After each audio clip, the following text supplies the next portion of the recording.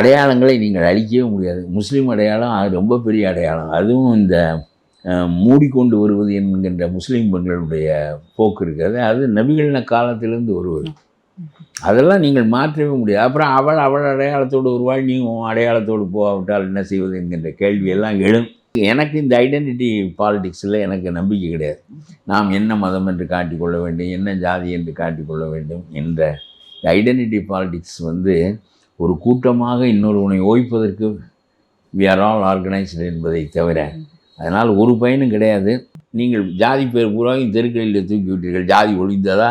ஒழியாது. அதனுடைய வேறு எங்கே இருக்கிறது என்று பார்க்க வேண்டும். நான் சொல்லுகிறேன், ஜாதியினால் வருகின்ற மிகப்பெரிய தீமை ஏற்றத்தாழ்வு. இவன் உயர் ஜாதி, இவன் நடுவாந்திரத்தில் உள்ள ஜாதி, இவன் தாழ்ந்த ஜாதி என்கின்ற பாகுபாடை நீங்கள் வைத்திருக்கிறீர்களே, இந்த பாகுபாட்டை நீங்கள் எடுத்து விடுங்கள். ஜாதிகள் முழுவதும் சின்ன சின்ன கூட்டங்களாகிவிடும். இந்த மேல் கீழ் என்கின்ற பாகுபாட்டை நீங்கள் எடுத்து விட்டால் பாம்பினுடைய வாயில் உள்ள நச்சுப்பல்லை பிடுங்கி விடுகிறீர்கள். ஜாதி என்பது ஒரு வரிசை முறை. அந்த வரிசை முறையில் பார்ப்பான் மேலே இருக்கிறான், தாழ்த்தப்பட்டவன் கீழே இருக்கிறான்.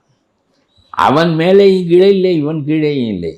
நந்தனை போல ஒருவன் நாயனாராகலாம், அம்பேத்கரை போல ஒருவர் இந்த நாட்டினுடைய தலைமை அமைச்சராகலாம், மத்திய அமைச்சராகலாம். அறிவு, தகுதி, நேர்மை, ஒழுங்கு இவற்றினுடைய அடிப்படையில் மக்கள் மதிக்கப்படுகின்ற நிலை இல்லாமல் வெறும் ஜாதியை வைத்து இவன் கீழானவன் நான் மேலானவன் என்று சொல்வதில்லை. நீயும் திருடுகிறாய், அவனும் திருடுகிறான், நீயும் பொறாமைப்படுகிறாய், அடுத்து கெடுக்கிறாய். எல்லாம் மனித குணங்களை அவனுடைய நடவடிக்கைக்கு இந்த ஜாதியில் உள்ள மேல் கீழ் என்கிற நிலையை நீங்கள் ஒழித்து விடுங்கள்.